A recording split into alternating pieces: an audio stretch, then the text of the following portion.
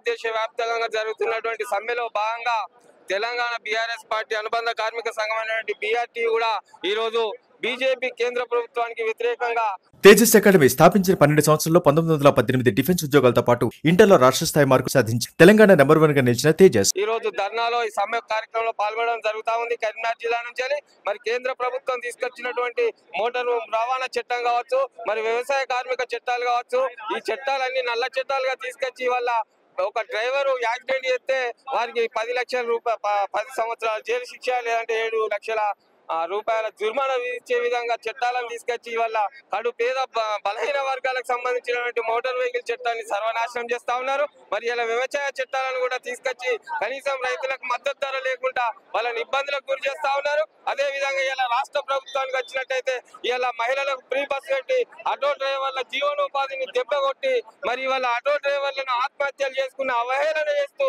మరి కనీసం కనికరం లేనటువంటి రాష్ట్ర కేంద్ర రాష్ట్ర ప్రభుత్వాలు వెంటనే కళ్ళు తెరిచి ఇవాళ మామూలు కానీ ఆటో యూనియన్ కానీ ఆటో డ్రైవర్లను కానీ మరి కార్మికులను కానీ మున్సిపల్ కార్మికులకు కనీస వేతనం 26,000 ఇవ్వాలని చెప్పేసి ఈ సందర్భంగా మేము బీఆర్టీ యూనియన్ తరఫున డిమాండ్ చేస్తా ఉన్నాం.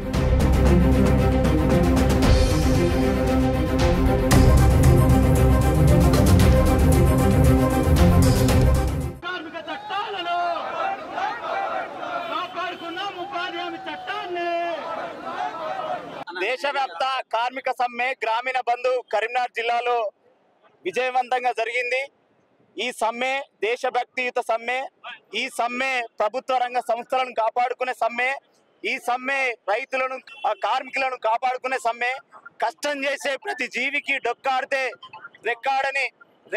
డొక్క నిండే కడుపేదల సమ్మె.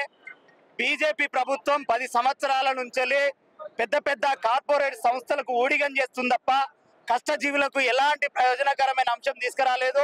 ప్రభుత్వ రంగ సంస్థలను అమ్ముతా ఉంది, ఎల్ఐసిని అమ్ముతా ఉంది, బిఎస్ఎల్ని అమ్ముతా ఉంది, రైళ్లను అమ్ముతా ఉంది, రోడ్లను అమ్ముతా ఉన్నది. అట్లాగే పెద్ద పెద్ద స్కీమ్లకు సంబంధించిన బడ్జెట్ కోతలు, ఉపాధి హామీ కావచ్చు, ఎన్హెచ్ఎం కావచ్చు, ఐసిడిఎస్ కావచ్చు, బడ్జెట్ కేటాయింపులో కూడా అనేక విధమైన కోతలు ఉన్నాయి. కాబట్టి 2024 పార్లమెంట్ ఎన్నికల్లో కార్మిక వర్గం, రైతాంగం, వ్యవసాయ కూలీలు ఖచ్చితంగా నరేంద్ర మోడీని ఓడిస్తారని సమ్మె రుజువు చేస్తా ఉంది. ఇప్పటికైనా బీజేపీ ప్రభుత్వం కళ్ళు తెచ్చుకోవాలి, నువ్వు గద్దె దిగే వరకు నీ ఎంట పడతావని సందర్భంగా బీజేపీని హెచ్చరిస్తా ఉన్నా.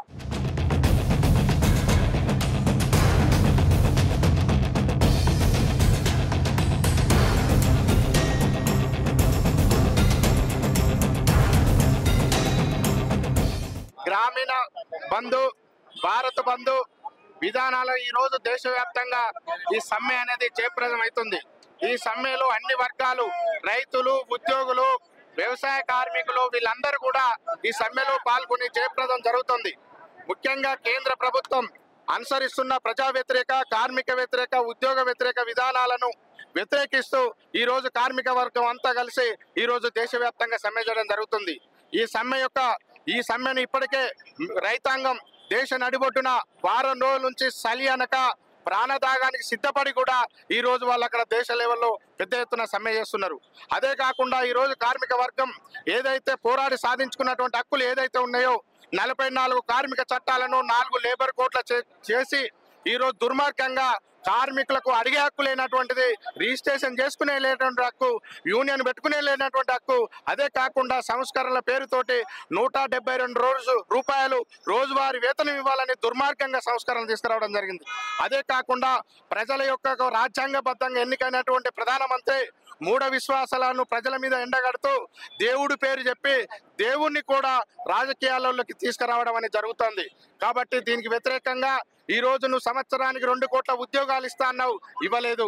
కాబట్టి నువ్వు రైతు వ్యతిరేక, కార్మిక వ్యతిరేక, ఉద్యోగ వ్యతిరేక, అన్ని ప్రభుత్వ సంస్థలన్నింటిలను ప్రైవేటు సంస్థలకు మార్చడానికి, అన్ని ప్రభుత్వ సంస్థల్లో అవుట్ సోర్సింగ్ కాంట్రాక్ట్ విధానం తీసుకురావడానికి, అన్ని ప్రభుత్వ సంస్థల్లో స్కీమ్ వర్కర్లు పనిచేసినటువంటి అంగన్వాడీ, మధ్యాహ్నం, ఆశా, ఏఎన్ఎంలు, అట్లాగే మోటార్ వాహన చట్టం ఏదైతే ఉందో, ఆటో కార్మికులు, విద్యుత్ సంస్కరణల చట్టం, ఇవన్నీ కూడా వ్యతిరేకంగా ఈరోజు దేశవ్యాప్తంగా భారత బంధు, గ్రామీణ బంధు, మొత్తం కార్మిక పరిశ్రమ బంధు. కాబట్టి దీని మీద బీజేపీ ప్రభుత్వం వెంటనే గద్దె దిగిపోవాలి, వెంటనే సర్చ్ వారెంట్ ఇష్యూ చేయాలని ఈ సందర్భంగా ప్రభుత్వాన్ని, కేంద్ర ప్రభుత్వాన్ని దిగిపోవాలని డిమాండ్ చేస్తూ ఈరోజు దేశవ్యాప్తంగా సమ్మె చేయడం అనేది జరుగుతుంది.